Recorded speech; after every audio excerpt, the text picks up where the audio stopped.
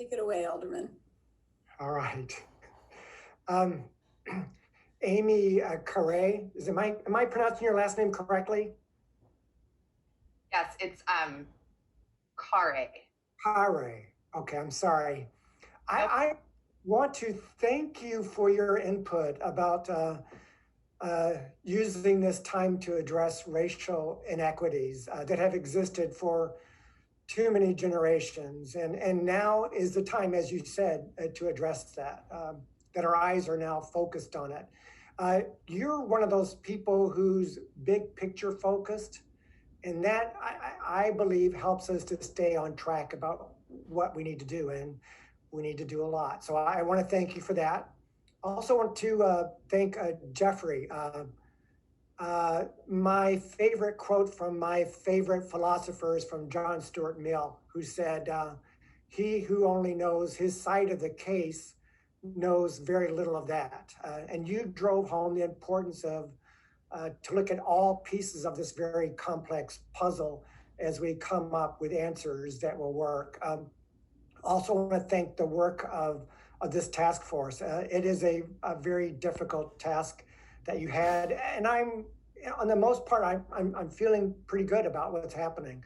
I'll start with a comment. My needs are going to remain more focused on the most vulnerable. Those are people who earn probably around 15% of the or less of the AMI, and these are the people who oftentimes respond best to the off-site housing. They don't qualify for on-site housing. And in the past, and I've talked to you, Commissioner, before, Navarra, about aldermen being pulled in two different directions. Do we help those people who are living on the streets, or do we help those people who need housing at 60% of the AMI? And so I think we're going in that direction.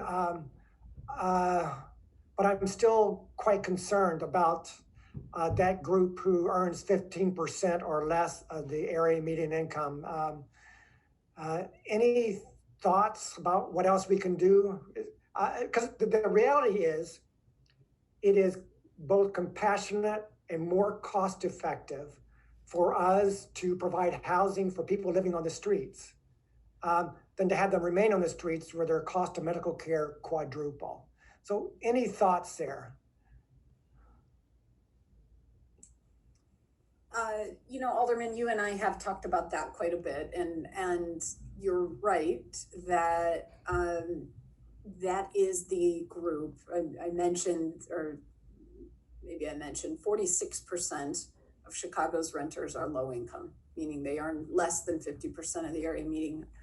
But 68% of that low income group earn less than 30% of the area median income. So our biggest population, when we look at low income renters, is making very little income and are very hard to serve because 30% of their income does not equate to much of a rent, right, for most landlords. And so you're right that is one of our biggest challenges when it comes to housing in the city. We did increase, I mentioned this, by almost 20%, we increased the funding to the trust fund in 2020.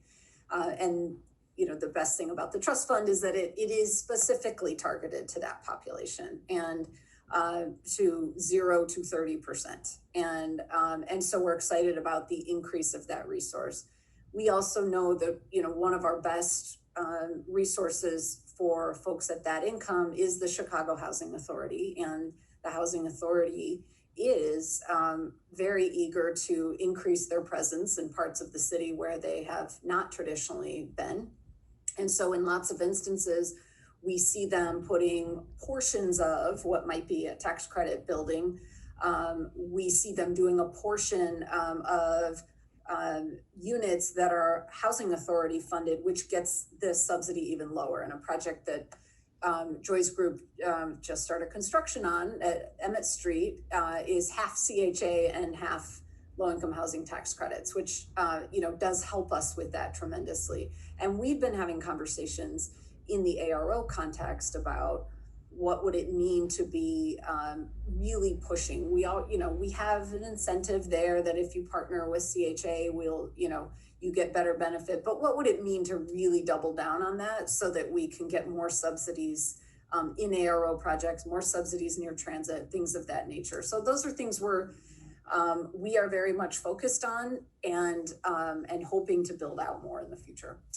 Thank you. And at a later time, you can put pressure on CHA to repair a lot of their own apartments so people can move in there. A huge percentage of their apartments are uninhabitable, which is unfortunate for those people who are living on the streets.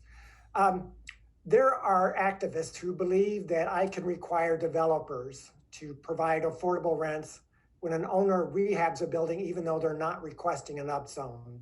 I'm talking about buildings like the Hotel Chateau, the Lawrence House, the Bridgeview Bank, that have all generated a lot of media attention. And I'm asked multiple times to stop construction permits until the building owner relents and responds to my demands to provide more affordable housing. But is there any thought about requiring a housing provider to provide affordable housing when an upzone or planned development is not being requested?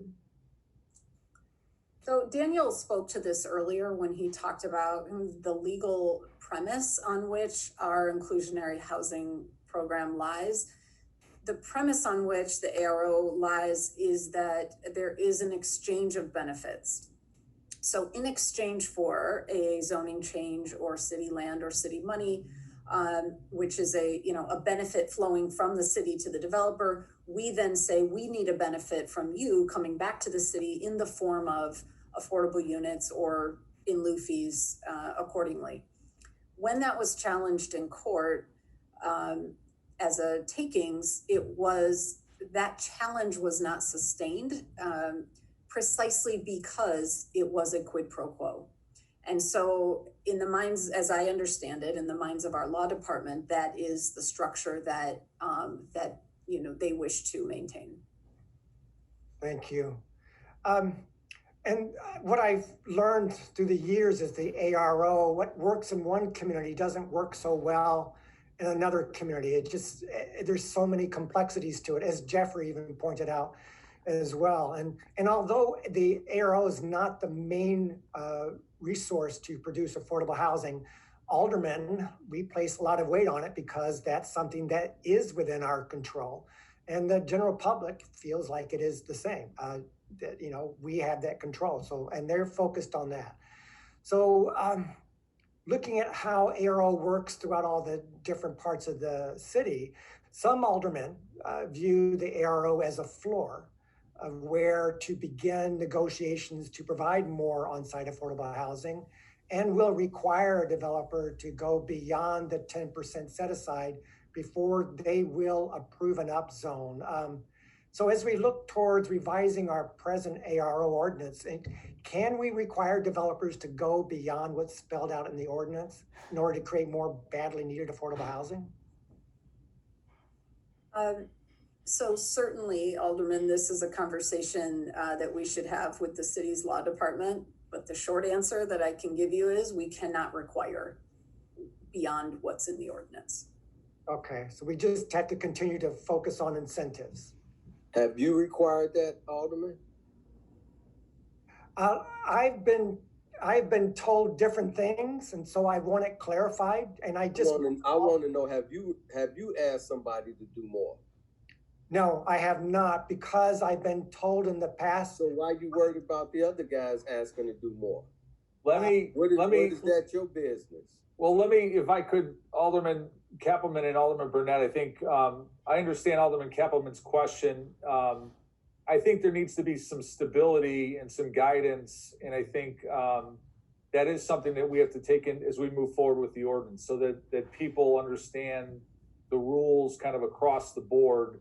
And I think I'll get to this after Alderman Cappleman and LaSpada, but I think it also provides stability for the development community to know what the playing field is, so that it'll help incentivize people to create units. And the reason why I'm asking is that I'm placed in a situation where when I've asked the city's law department about following the ARO, and if my colleagues don't follow it, they're seen as a hero and I'm seen as the villain. I want us to be all operating out of the same set of rules. And if we can indeed push to go beyond, I'll do that. But I don't want to get punished for following the rules. It sounds like you player hating, man. Hey, Mr. I have one more question, please. I Let didn't me give finish. my opportunity to speak because my mic messed up. No, let me finish. Let Alderman Cappleman finish the question, then we'll go to Vice Chairman Burnett. The ARO pilot projects, we have, I believe, 3 ARO pilot projects in the city. Do we know from looking at that, it may be too soon to tell, have upzones increased, decreased, or stayed the same in those pilot areas? So our policy director, Daniel Hertz, has actually looked at those, as those 3 are winding down their 3-year term at the end of this year. So Daniel, can you speak to that a bit? Yeah, so, that's something that there was definitely a lot of discussion about. I think in the public comment portion, there was a reference to a report that was done by the home builders in Cushman and Wakefield that looked at this and took one perspective. I think, as we've looked at these numbers, it's clear that citywide, there was sort of a peak in, multifamily construction around 2017. And that things have slowed down a bit since then. But, when you break out, and that's been true in the pilots, but when you break out the pilots and the city, we've seen that slow down in both places. So I don't, I think our feeling is looking at the numbers, you don't see a sudden drop off in the pilots that you don't see in other parts of the city.